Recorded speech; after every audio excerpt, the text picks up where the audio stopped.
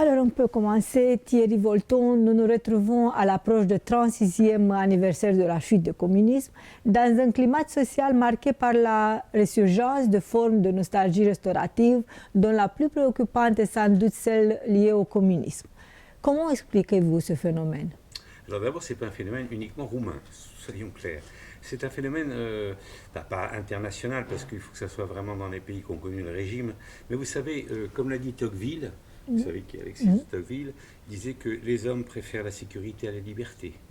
Et s'ils avaient à choisir, ils choisiraient absolument toujours la sécurité. Ce qui est terrible quand on y pense. Et donc, ce qu'il y a dans cette nostalgie du communisme, il y a, bien sûr, d'abord, première chose, on regrette toujours son passé. C'est parce qu'on va vers la mort, si je puis dire. Donc chacun regrette son passé à son niveau, j'entends bien. Hein. Alors, au niveau politique aussi, on peut regretter le passé. Et puis, quand on s'éloigne d'un fait, on l'enjolive. Vous savez, on monte de plus en plus joli, de mieux en mieux. Donc, on oublie les difficultés, on ne retient plus que les choses qui sont bonnes. Alors, moi, je dirais que dans le communisme, il n'y a rien de bon. Mais pour les gens, si vous voulez, compte tenu de la situation économique, difficile pour certains, de la mondialisation qui bouleverse beaucoup les mentalités, etc., il y avait, le communisme a offert, si je puis dire, fait semblant d'offrir une certaine sécurité, une stabilité, vous voyez ce que je veux dire? Oui. Et donc cette stabilité, cette sécurité, par rapport à ce monde qui est en gestation, parce que nous sommes dans un monde en gestation, eh ben, apparaît comme pas un paradis, mais enfin, disons quelque chose de plus agréable à vivre, c'était plus agréable à vivre qu'aujourd'hui, et c'est une raison pour laquelle il y a une certaine nostalgie du communisme. On a oublié bien sûr la terreur, on a oublié la police politique, on a oublié les queues dans les magasins, on a oublié qu'il n'y avait rien, etc. Tout ça s'est oublié et on ne retient que le fait finalement on vivait pas si mal que ça sous le communisme. Mais ça ne se passe pas avec le nazisme. Non. Pourquoi? Parce que le nazisme a été jugé. D'abord, première chose, le nazisme a perdu la guerre. C'est très important. Donc à partir du moment où vous perdez une guerre, vous avez la justice des vainqueurs. D'accord? Le communisme n'a pas perdu de guerre. Le communisme s'est effondré de lui-même. Et en plus, il n'y a jamais eu de volonté partout, je veux dire, dans le monde entier, de juger ce qu'a été le communisme. Pourquoi? C'est ça la question essentielle. Pour une raison principale, c'est qu'il y a une très mauvaise conscience sur le communisme. Parce qu'il y a eu beaucoup de complicité, il y a eu une attirance idéologique considérable. N'oubliez pas que après la Seconde Guerre mondiale, disons, l'idéologie communiste était une idéologie dominante, on a du mal à le comprendre aujourd'hui. Mais particulièrement en Occident, moins dans les pays qui vivaient le communisme, mais il y avait une espèce de rêve communiste qui existait, et ça, on a un complexe, si je puis dire, on a une mauvaise conscience, voilà. Et donc, c'est une des raisons principales pour lesquelles il n'y a pas eu de jugement du communisme. Deuxième raison, les pays occidentaux, même s'ils ont fait la guerre froide, même s'ils ont combattu le communisme, en vérité, ont aussi une mauvaise conscience. Je parle des dirigeants, là, je parle des États, ont aussi une mauvaise conscience. Donc, finalement, il y avait un intérêt, pas officiel, mais inconscient quelquefois, de dire, bon, allez, c'est fini, on n'en parle plus. Voilà. Et donc, finalement, il n'y a jamais eu vraiment de réflexion sur pourquoi, comment, etc. Et qu'est-ce que ça donne aujourd'hui comme résultat. Parce qu'il y a des résultats encore aujourd'hui, si je puis dire. Oui, nous avons abordé cette question à plusieurs reprises, mais moi, je pense que toutes les réexaminations de sujet restent toujours utiles. Deux interrogations majeures ont marqué les années post-communisme en Roumanie. D'une part, s'est-il agi d'une révolution ou d'un coup d'État? Et d'autre part, qui est sorti vainqueur des événements de 1989? Le parti ou la Securitate? Je vous propose de les réexaminer successivement. Peut-on parler d'une révolution ou d'un coup d'État? Alors, les deux à la fois, si je puis dire, parce qu'il y a à la fois une révolution, puisqu'il y a le peuple qui se lève, si je puis dire, à Timișoara, par exemple, et puis même, bon, ça c'est vrai. Il y a eu donc de ce côté-là une révolution. Qu'est-ce que c'est qu'une révolution? C'est quand le peuple veut renverser un pouvoir. C'est ça une véritable révolution. Maintenant que cette révolution ait été récupérée, incontestablement. J'ai dit plusieurs fois dans diverses interviews, et je veux bien le répéter aujourd'hui parce que ça me paraît très important. En vérité, il y avait un plan soviétique. Il y avait un plan soviétique établi par Gorbatchev qui voulait remplacer dans l'ensemble des pays d'Europe centrale et orientale les vieux communistes qui avaient une tête pas du tout sympathique avec des gens plus riants, plus agréables, parce que tout simplement... Un visage humain. Voilà, le socialisme a un visage humain. Moi, je me suis toujours demandé ce que c'était, mais enfin bon. Et ça, c'était un plan qui était pour l'Allemagne, pour la Tchécoslovaquie, etc., etc.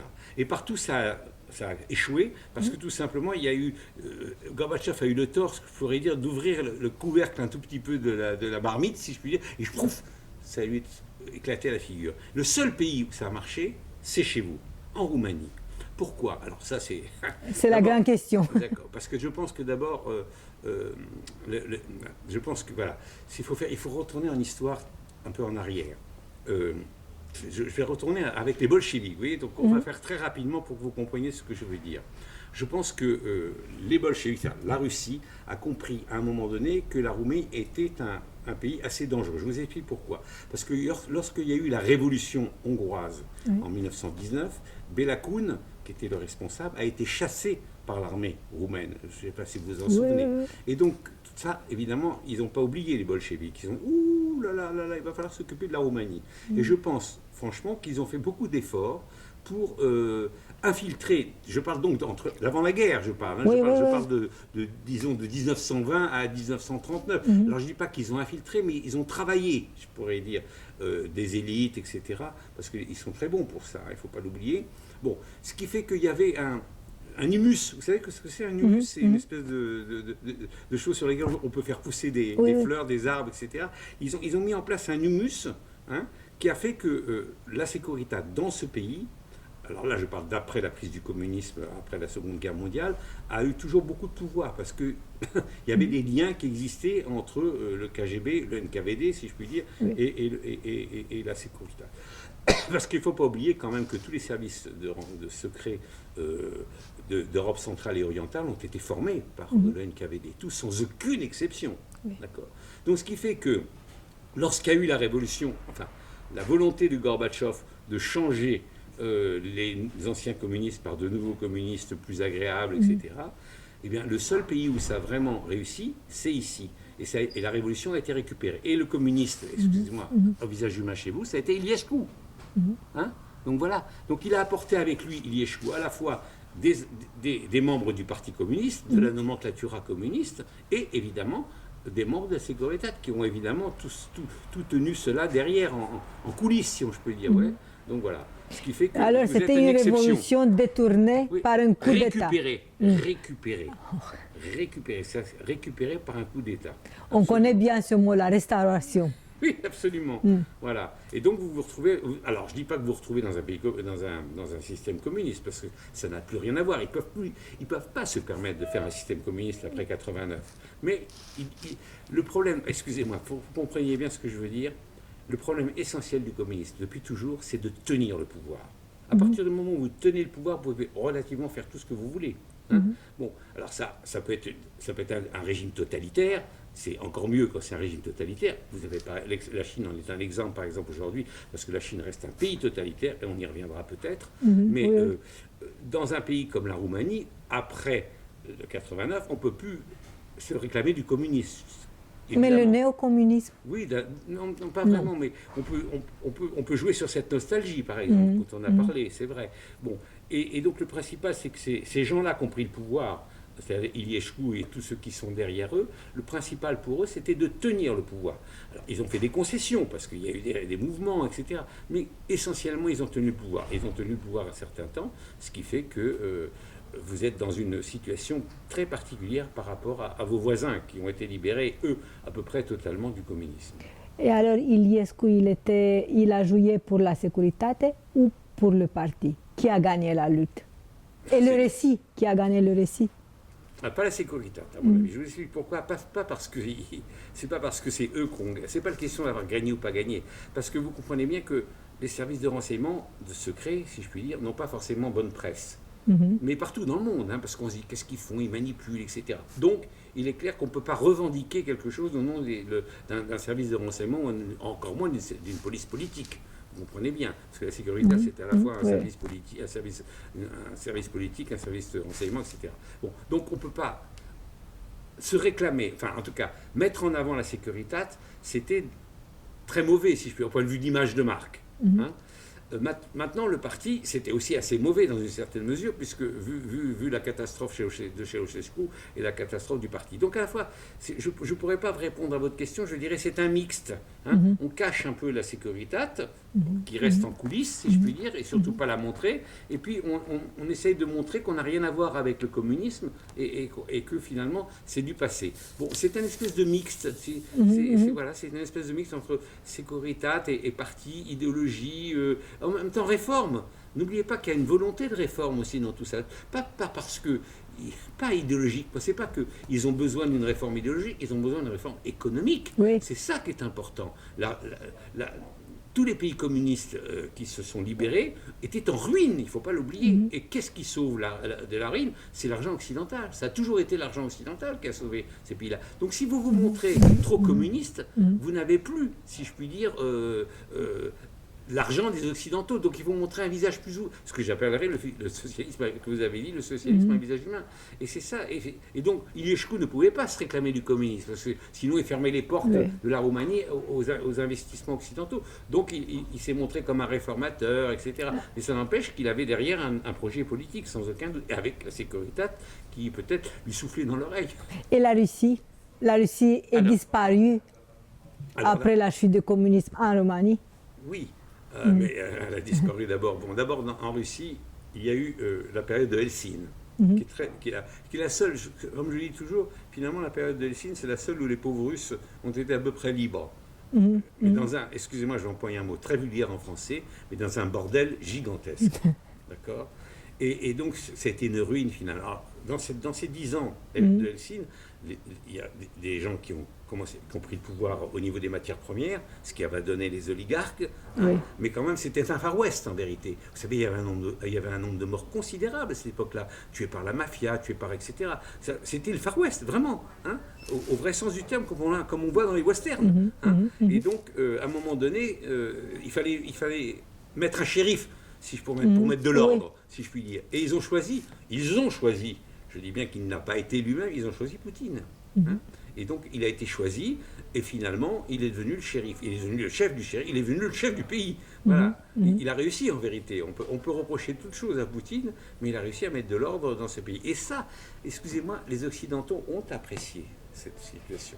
Parce qu'une Russie totalement désordonnée, c'est très mauvais. D'abord parce que la Russie a des réserves minières et pétrolières gigantesques. C'est un pays très riche au niveau de son sous-sol. On en a besoin, si je puis dire, pour l'économie. Donc, si vous voulez, si tout le monde se bat, le commerce n'est pas possible. Et donc, on a apprécié l'ordre poutinien. Et cela, on a oublié la Tchétchénie, on a oublié tout ça, on a oublié les attentats qui ont apporté Poutine. Tout ça, ça a été oublié. Vous savez, les Occidentaux,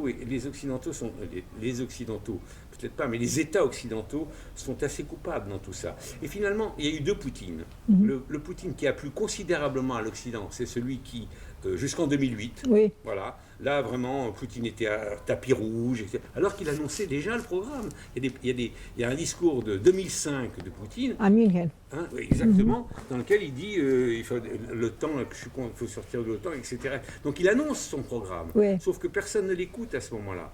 Alors après, il y a eu la transition Medvedev, et puis Poutine est revenu au pouvoir, et à partir de 2012, la porte est fermée, bang, et donc il commence à faire son programme, à savoir, et la Crimée c'est 2014, n'est-ce pas, et puis etc. Alors la Crimée aussi c'est une faute occidentale considérable quand on y pense, parce que si on avait tapé du poing sur la table, quand je dis nous, les pays occidentaux bien sûr, si les pays occidentaux avaient tapé du poing sur la table, c'est un scandale, etc., il aurait peut-être arrêté, je ne dis pas si ça serait passé comme ça, mais il aurait peut-être arrêté. Mais on n'a rien dit. On a protesté un peu, oui, bon, c'est pas bien, il y a eu des plans de bon, on arrête, etc. Bon. Mais tout ça, il l'a senti. Vous savez, il a un grand mépris pour l'Occident. Il a raison d'ailleurs. Excusez-moi, je vais dire que c'est très dur ce que je vais dire, mais il a raison d'avoir du mépris. Parce que l'Occident s'est montré très faible. Ouais. Faible. C'est un peu comme la volonté du pouvoir de Nietzsche. Exactement, exactement. Voilà, si vous n'avez pas quelqu'un, si vous n'avez pas de la fermeté en face de vous, faites ce que vous voulez. Et finalement, Poutine déroule son programme. Alors, pas aussi bien qu'il voudrait, soyons clairs. N'oublions pas que sa volonté en 2022, c'était de conquérir toute l'Ukraine. En vérité, il a subi une gigantesque défaite militaire. Je dis bien une gigantesque défaite militaire, une des plus importantes défaites militaires de l'histoire, si je puis dire. Parce que et ça on l'oublie souvent, après 3 ans et demi de guerre, presque on va fêter bientôt les 4 ans de guerre, vous savez combien il a gagné en Pologne, en Ukraine, de territoire? 1%. Oui. 1% du territoire ukrainien a été pris par l'armée russe. Mais c'est rien. Et vous avez, par ailleurs, des centaines de milliers de morts, des centaines de milliers de blessés. C'est quand même dingue quand on y pense. Et alors, ce qui est encore plus dingue, excusez-moi, et c'est là où les Occidentaux sont encore plus coupables, c'est que à partir de ces 1% gagnés, on estime qu'il est en position de force, et donc on va peut-être, à l'heure où je parle, c'est pas encore sûr, mais on risque d'y arriver quand même, on va peut-être lui donner une partie du territoire qui n'a pas été conquis. Voilà. Et donc ça, c'est quand même une situation. Et si c'est ça, alors excusez-moi, mais Poutine, d'abord, il boit du champagne au Kremlin, mais encore une fois, il aura eu raison dans le sens où, finalement, les Occidentaux, c'est rien. C'est dramatique, hein, je vous dis, c'est dramatique. Il a gagné le narratif géopolitique. Oui, au niveau. Alors, évidemment, avec l'arrivée de Trump, il a trouvé un allié extraordinaire. Hein, soyons clairs. C'est ça. Donc, s'il n'y avait pas Trump, je ne suis pas sûr que ça se passerait comme ça. Mais Trump, disons, appuie le programme de Poutine, non pas parce que, bon, on peut réfléchir pourquoi Trump est si proche de Poutine, peut-être qu'on en parlera tout à l'heure, mais en vérité, il appuie le programme de Poutine parce que Trump, il s'en fout de l'Europe. C'est pas son problème. Lui, il raisonne en termes de géopolitique internationale. Bon, l'Europe, elle est utile pour le business, hein, on peut toujours travailler un peu avec elle, c'est quand même un pays où on commerce, etc., les gens sont riches. Bon. N'oubliez pas que dans la dimension business chez Trump passe avant toute chose. Hein. C'est le business avant toute chose. Le reste, c'est secondaire. Bon, donc l'Europe peut être considérée comme un pays de consommateurs. On peut faire du commerce, ils sont riches, on peut échanger, etc. Bon, bref. Mais géopolitiquement, on s'en fout. Parce qu'en vérité, il n'a pas tort, d'ailleurs, excusez-moi de vous le dire, parce que quand même, l'Europe n'est pas une puissance, elle est une puissance économique, sans doute la première puissance du monde économique, mais c'est un nain politique. Un nain politique. Et donc, elle ne compte pas, si je puis dire. Et ça, c'est parce que le fonctionnement de l'Europe est très compliqué. Les 27 doivent être d'accord. Voilà, cette unité politique, cette manque d'unité politique et la faiblesse. Considérable. Et surtout la grande faiblesse. Est-ce qu'on peut faire autrement? Ça, j'en sais rien. Mais la grande faiblesse de l'Europe, c'est d'avoir introduit l'idée d'unanimité. Parce que quand vous avez 27 pays et qu'il faut qu'ils soient unanimes pour prendre des décisions, il suffit d'un seul, la Hongrie, ou encore d'autres, même maintenant la Slovaquie, hein, il suffit d'un seul pour que la situation soit bloquée. Donc, tant qu'on sera dans ce système d'unanimité, l'Europe restera un nain politique. Bon, mais la cible de Trump et de Poutine, c'est la démocratie libérale en Europe. Pourquoi la démocratie et le libéralisme sont les ennemis? Non, je ne suis pas d'accord avec vous. Non. En vérité, Trump, il s'en fout de la démocratie. Franchement, excusez-moi, je vais vous le dire parce que je pense, c'est pas son problème. Je vous ai dit tout à l'heure que le problème de Trump, c'est le business. Faire du business. Il s'en fout de la nature du régime. Ce n'est pas son problème, la nature du régime. S'il peut faire du business avec une Russie poutinienne, il le fera. S'il peut faire du business avec une Chine Xi Jinping, il le fera. Hein. Le principal, c'est que ça marche. Et que ces pays-là ne marchent pas sur le pied de l'Amérique. Évidemment, s'ils marchent sur le pied de l'Amérique, s'ils prennent des parts de marché, etc., là, il tapera du poing sur la table. Bon. Mais au niveau du système politique, il s'en fout. La preuve, d'ailleurs, c'est que, en vérité, ce qu'il aime, c'est les régimes forts. Il n'aime pas la démocratie, Trump. Ce qu'il veut, c'est les régimes forts qui tiennent le pays, qui n'ait pas de bouleversement, etc., qu'on puisse faire du business en calme, qui tiennent des contrats à 5 ans, 6 ans. Si vous avez la démocratie, on ne sait jamais qui va être au pouvoir demain matin, ou on ne sait pas si ça va respecter les bons. Voilà. Avec un régime fort, comme Poutine, ça il aime. La Chine, c'est un peu différent. Il est prêt à négocier avec la Chine, mais si la Chine prend trop d'importance et grossit trop, et risque de menacer la suprématie américaine, ce qui est déjà le cas, bon, parce que soyons clairs, l'Amérique est quand même le pays le plus important du monde. Hein. Si la Chine risque de menacer cette position de suprématie américaine, là, il peut y avoir une réaction américaine. De toute façon, j'ai toujours pensé, et je l'ai écrit, c'est la conclusion de mon histoire mondiale du communisme, j'ai toujours pensé qu'il y aura une guerre mondiale Alors, je sais bien que c'est terrible de dire ça. Alors je ne dis pas que c'est forcément une guerre mondiale avec des bombes atomiques, etc. Vous savez, il y a des multiples façons de faire la guerre maintenant. La guerre hybride, il suffit de couper des câbles au fond de l'océan et tout le monde est paralysé vu l'importance qu'il y a eu à l'économie numérique. Oui, voilà. Donc ça suffit, hein, je veux dire, vous mettez un pays à genoux là. Bon, donc je pense qu'il y aura une guerre, ça j'en suis sûr, un affrontement entre le bloc sino-russe, voilà, et le bloc occidental, parce que quand même il y aura un bloc occidental, les États-Unis, l'Europe, qui ne jouera pas un très grand rôle, et puis il y a tous les autres qui joueront un rôle secondaire et qui ne nous aiment pas forcément. Hein. Je pense à l'Iran, je pense à d'autres pays de cet ordre-là qui s'allieront avec... nous sommes dans un... Je dépasse un peu votre interview peut-être. Nous sommes à mon avis, nous sommes dans une situation qui ressemble beaucoup à celle de 1939. Et ce qui est intéressant, c'est le parallèle à faire entre Munich, les accords de Munich de 1938, où on a cédé à Hitler le Sudète et après Hitler a déclaré la guerre. Et là, il y a une espèce de... Moi, en tout cas, je suis assez frappé par ça. Il y a une espèce de ressemblance entre actuellement les négociations sur l'Ukraine, où on risque de céder, les Américains risquent de céder une partie de l'Ukraine, enfin du Donbass et de Donetsk à Poutine sans qu'il l'ait conquis, ce qui est le cas exactement de Hitler à propos des Sudètes. Et à partir de ce moment-là, voilà. Alors vous savez, il y a une phrase de Churchill que j'adore. Vous la connaissez forcément parce qu'elle est très très très connue. Et je pense que nous sommes dans cette situation-là. Après les accords de Munich, Churchill a dit à Chamberlain, le ministre britannique qui a été signé les accords de Munich, il a dit: vous avez choisi le déshonneur pour éviter la guerre. Et il répond et il dit: vous avez le déshonneur et vous aurez la guerre. Et je crains malheureusement que nous sommes dans ce moment-là. C'est-à-dire, alors, pas les Européens, parce qu'ils savent très bien que si on cède sur l'Ukraine, ça risque d'être très dangereux pour eux.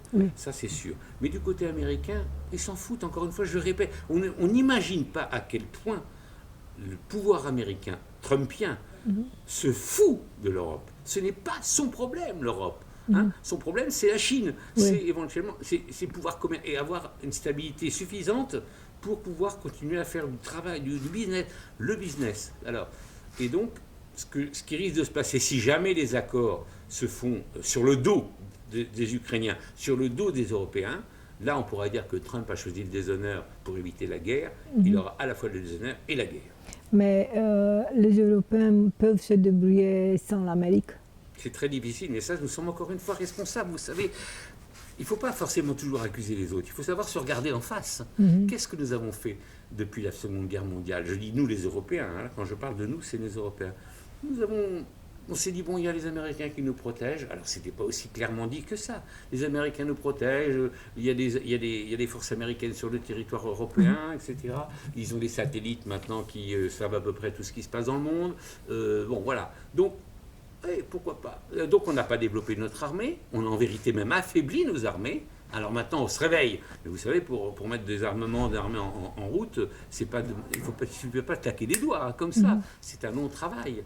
Donc, si vous voulez, les Européens sont responsables de s'être endormis, particulièrement après la chute du communisme. Ça a déjà été vrai après la Seconde Guerre mondiale.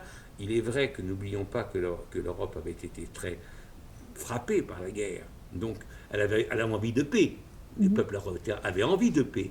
La paix, c'est on arrête des armements, on s'occupe de la reconstruction du pays, on essaie de faire marcher l'économie, et une armée, ça coûte cher quand même. Donc tout ça a fonctionné. Puis il y a eu la chute du communisme en 89.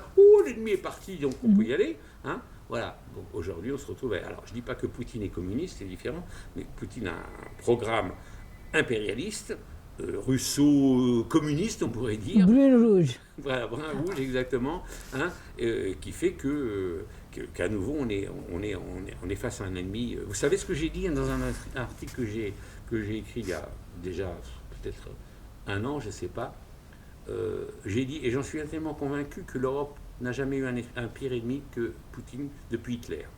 Et j'en suis intimement convaincu. Je pense que Poutine est aussi dangereux que vous pouvez l'être. Alors, pour d'autres raisons, j'entends bien. Ils n'ont pas la même idéologie, ils n'ont pas la même chose. Bon, mais au point de vue malignité, vous savez, au point de vue, du côté malin, mais au sens mauvais terme du mal, pas malin celui qui celui qui est le diable, au point de vue diabolique, voilà, pour être plus clair. point de vue diabolique, je pense que Poutine est à peu Mais près égal à Hitler. peut-on aujourd'hui évoquer la Russie sans mentionner la Chine en même temps? Non, c'est impossible.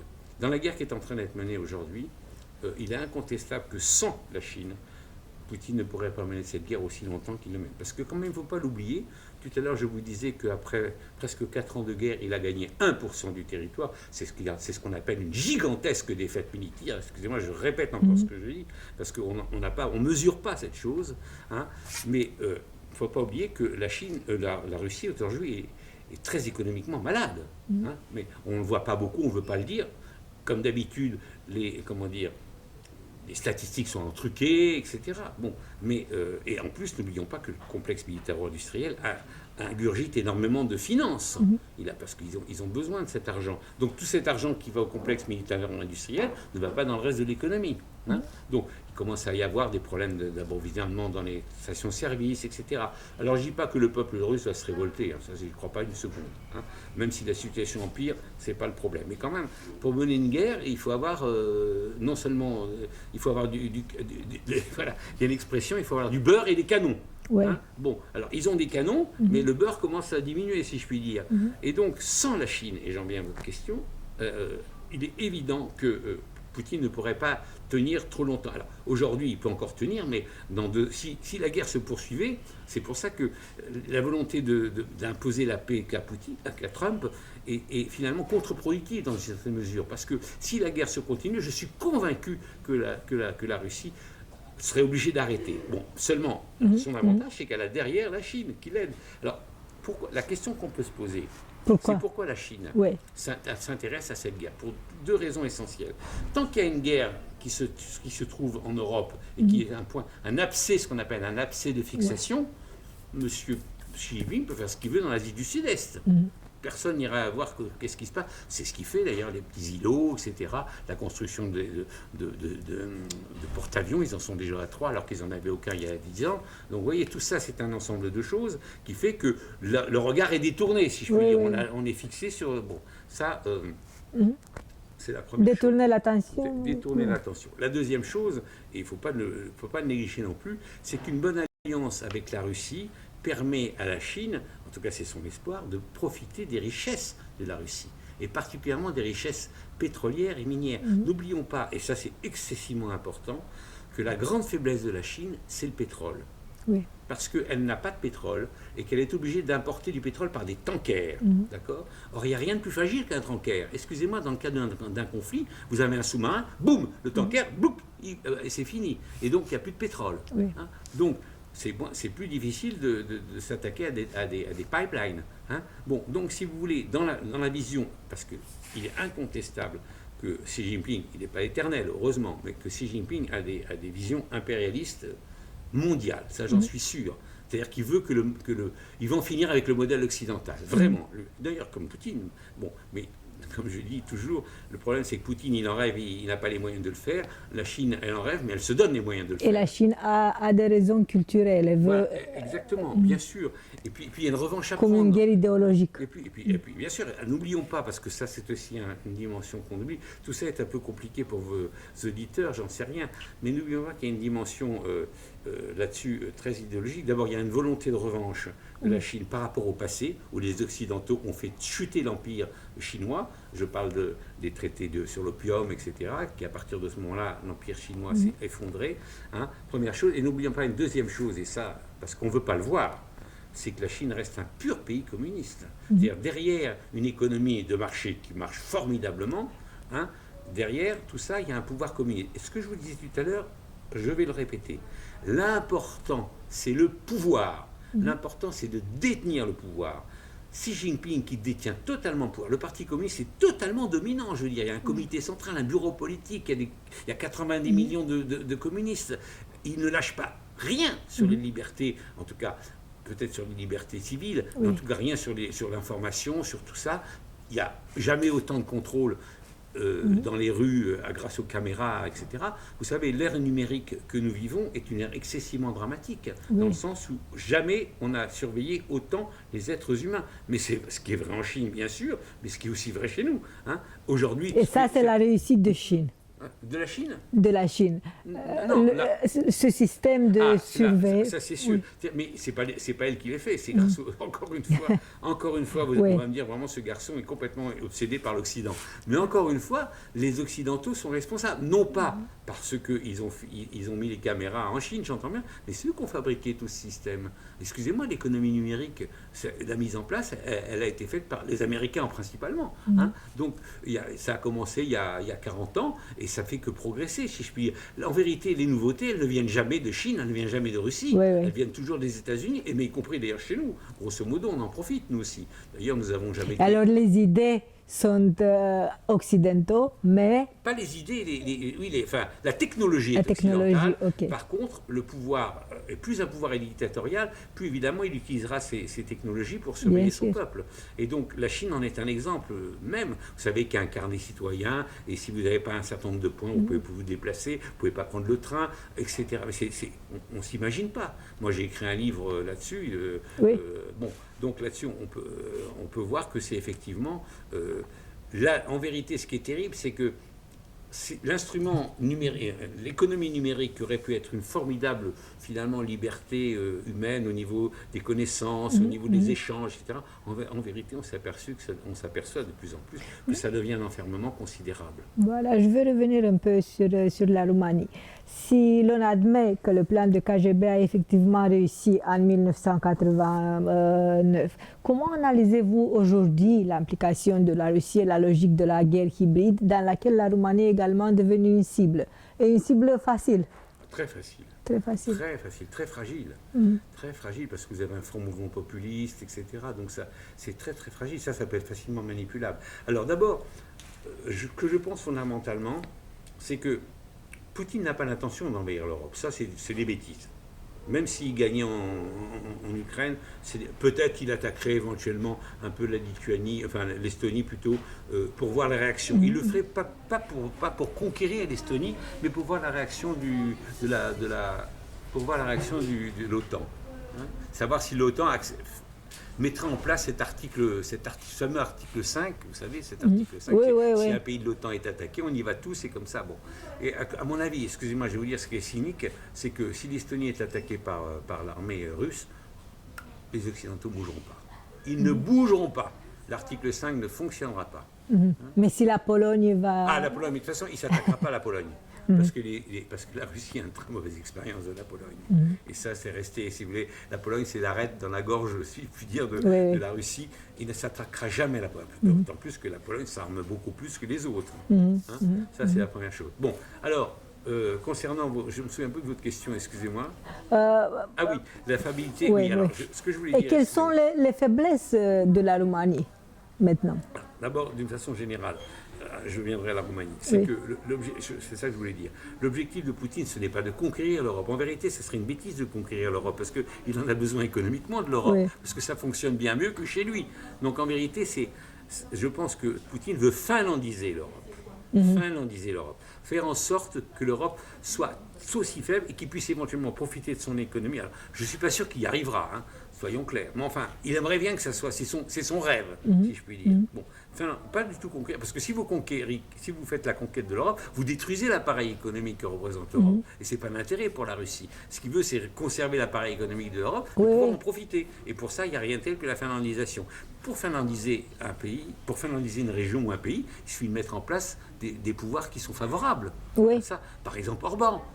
Par exemple, le responsable slovaque, bon, etc., etc. Bon, et la Roumanie, alors j'en viens à votre question, la Roumanie est effectivement un pays très, très fragile, si je puis dire, parce que, d'abord, pour des raisons historiques, dont on parlait tout à l'heure, puisque c'est un pays qui a eu du mal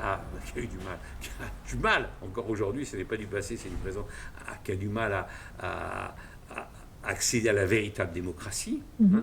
Donc à cause de ce qui s'est passé au départ, qui a faussé le jeu, si je puis dire, par rapport à des pays comme la Pologne, par rapport à des pays comme même la République tchèque, même comme la... Bon, bref, en vérité, ça s'arrête là. Je suis en train de me dire... Non, il y a les pays baltes. Honnêtement, les pays baltes sont très très bien sortis, mais ça, c'est pour des raisons historiques. Bon. Donc, l'objectif de Poutine, c'est plus il pourra mener une guerre hybride dans ces pays-là, y compris surtout dans les ex-pays socialistes, parce qu'il y a quand même un humus, encore une fois, qui existe, même si après... Il a fertilisé déjà Exactement, le terrain, mais c'est une fertilisation qui a existé à l'époque du communisme. Parce que la nostalgie dont on a parlé au début de notre interview, elle existe à peu près partout dans les pays. Pas aussi fort, évidemment, que dans... Mais il y a toujours cette nostalgie. Oui, cette nostalgie. Encore une fois, je répète, on ne garde du passé que ce qui nous fait plaisir. D'accord ? Et tous les autres, on les oublie. Ça, c'est la nature humaine. Hein. C'est aussi vieux que la nature humaine. Donc, il y a dans ces territoires-là une capacité de mener des guerres hybrides, de fausser l'information avec les fake news, bien sûr, d'agiter des réseaux sociaux, d'agiter des populations, de fausser des élections même, etc., etc. Mais ça, c'est du pain béni. C'est du pain béni pour des gens comme Poutine. Alors le seul espoir qu'on peut avoir, enfin, j'espère pas le seul, mais enfin, un des espoirs qu'on peut avoir, c'est que Poutine n'est pas tout à fait jeune, et quand même il a 72 ans aujourd'hui. Un espoir biologique. Voilà, et qu'il n'est pas éternel. Voilà. Alors je ne sais pas ce qui viendrait après lui, mais bon.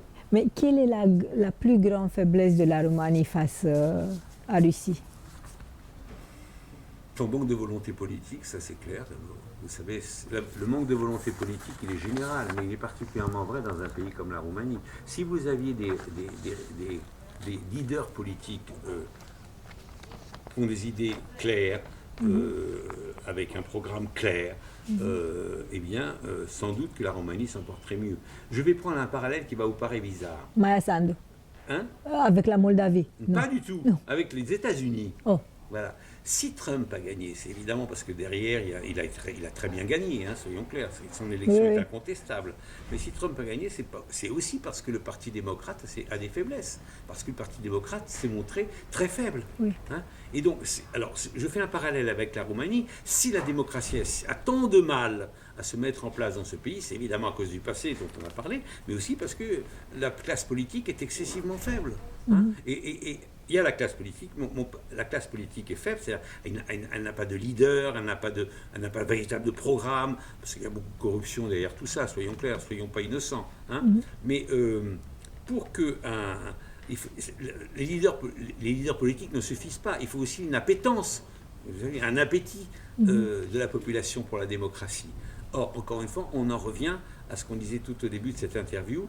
Dans ce pays-là, à cause de la nostalgie du communisme, à cause des difficultés économiques qu'ont rencontrées la Roumanie après la chute, fait que vous êtes un bon client. Et le révisionnisme historique pratiqué par le communisme est pratiqué... Oui, alors, déjà, je relativiserai un peu votre vision, parce que ce qui est ça qui est intéressant. D'abord, on en a parlé tout à l'heure, du fait que le communisme reste encore... Il y a des nostalgies communistes, c'est parce qu'il n'y a pas eu vraiment de jugement. Ça, c'est clair. Hein. Il n'y a pas de nostalgie du nazisme, parce que ça a été jugé une fois pour toutes, c'était mis au banc de l'humanité. D'ailleurs, ça a beaucoup servi au communisme, mais c'est autre chose. Hein. Ça a permis au communisme de prendre toute son ampleur, parce que le méchant, c'est le nazisme, et eux, ils ne sont pas des méchants. Bon, bref... Mais je ne sais plus ce que je voulais vous dire, excusez-moi. J'espère qu'on pourra... Je dis que le communisme a revisité l'histoire. Oui, alors, donc, vous avez raison, mais il ne faut pas oublier une chose, c'est que personne ne se réclame du communisme vraiment aujourd'hui. Il n'y a pas de parti. À part le Parti communiste français, si je puis dire, qui s'appelle Parti communiste français encore, il n'y a pas un parti qui se dit « je suis communiste ». Donc ça, c'est quand même déjà un signe, si je veux dire. On sait quand même qu'aucune force politique n'oserait prendre ça comme drapeau, si je puis dire. Bon, alors, maintenant, c'est vrai qu'il y a une volonté de révisionnisme par rapport à ça. Vous savez moi, je vais vous raconter une petite anecdote intéressante qui est par rapport à ça. Un jour, je me suis trouvé dans une radio française, face au secrétaire, je dis bien, au secrétaire général du Parti communiste français. Alors maintenant, il ne s'appelle plus secrétaire général, ils ont compris que ce n'était pas formidable, il s'appelle premier secrétaire. Bon, voilà, ça ne change pas grand-chose. Bon. Et donc, moi, micro ouvert, je lui dis, monsieur, j'ai oublié son nom, mais peu importe, parce qu'ils ont changé depuis... Comment vous pouvez dire que le communisme a un avenir alors que dans tous les pays du monde où ça a été appliqué, ça a été une catastrophe gigantesque. Ah, monsieur, me dit-il, mais le vrai communisme n'a pas existé. Oui. Celui qu'on va faire, sera différent. Alors là, excusez-moi, mais je trouve ça incroyable comme type de raisonnement. Parce que je veux dire, toute l'histoire a jugé, si je puis dire, et il n'y a pas de bon communisme, il ne peut pas y avoir de bon communisme, puisque le ver est dans le fruit, il est dans l'idéologie même. Hein. Et vous savez, qu'est-ce que c'est le ver du fruit? Je vais vous dire, parce que je l'ai déjà écrit 25 fois. Tout vient d'une phrase, bon, pas tout vient, c'est un peu simpliste de dire ça, mais le vice de forme, c'est le vice d'origine, hein, sur lesquels après tout a monté. C'est une phrase de Karl Marx. C'est la lutte des classes est le moteur de l'histoire. La lutte des classes est le moteur de l'histoire. Alors ça paraît banal comme ça de dire ça, mais l'élimination des classes qui ne nous plaisent pas, les ennemis, etc., c'est naturel puisque c'est la lutte des classes et c'est le moteur de l'histoire. C'est-à-dire si vous ne le faites pas, vous n'avancez pas dans l'histoire. Donc il y a une justification non seulement idéologique, mais aussi de progrès. Vous comprenez? Et ça, alors je ne dis pas qu'aujourd'hui il y a des pays... Et alors la crime, c'est l'essence du marxisme. Ah, moi j'en suis intimement convaincu. Sinon excusez-moi, il n'y aurait pas eu autant de morts. Parce que, et n'oublions pas quand même que de toute l'histoire de l'humanité, hein, il n'y a jamais eu de régime qui ont fait autant de morts, si on tout confondu. Alors je ne veux pas avancer de chiffres, mais c'est gigantesque. La seule chose que j'avance comme chiffre dans mon histoire mondiale du communisme, c'est qu'il faut savoir que les pays communistes ont fait plus de morts que les 2 guerres mondiales confondues. Hein, tout compris. Donc, excusez-moi, mais c'est quand même... Jamais il y a eu ça dans toute l'histoire. Hein. Donc, quand vous dites le crime, disons l'essence du communisme, c'est le crime, je dis oui, dans une certaine mesure. Vous savez ce que je dis d'une façon générale?